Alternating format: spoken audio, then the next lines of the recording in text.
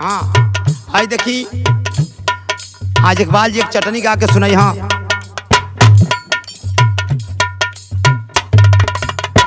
अरे कहनी तो से कई बार, कहनी तो से कई बार, कहनी तो से कई बार, कहनी तो से कई बार, तो कहनी तो से कई बार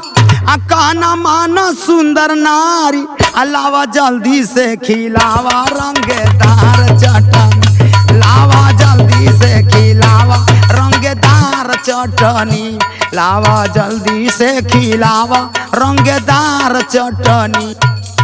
तो खाए खातिर लागल मन, अरे जल्दी उठा जाने मन,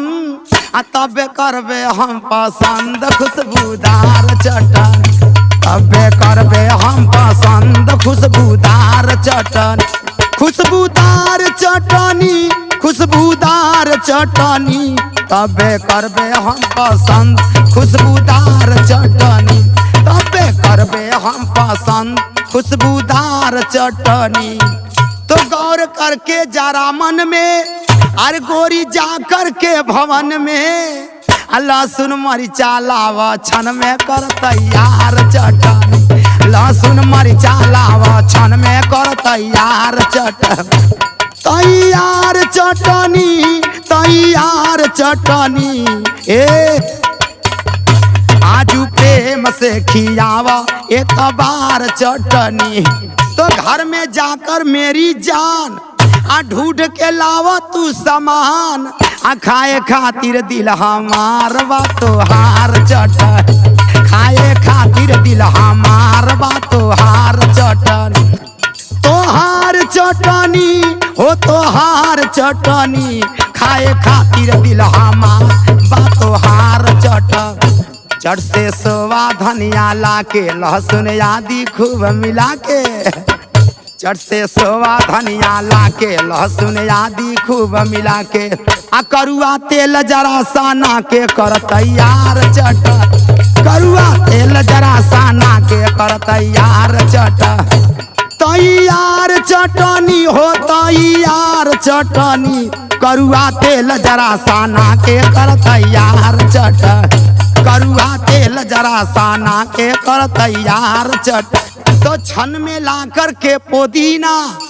गोरी हो कर के तैयारी, इमली आम के कटारी पर बहार चटनी, इमली आम के कटारी पर बहार चटनी, बहार चटनी हो बहार चटनी, इमली आम के कटारी पर बहार चटनी। देख बारू तू जवान चाल चले उतान, देख के डोली जात बा परान मोरे यार चटनी। तो टाइम 10 बजे का बेरा, अरे चटनी तैयार करा तू मेरा, तबे देला बाद में परोरा के बाहर चटनी, देला बाद में परोरा के बाहर चटनी, ए बाहर चटनी ओ बाहर चटनी, देला बाद में परोरा के बाहर चटनी। तो पूरा चटनी के कार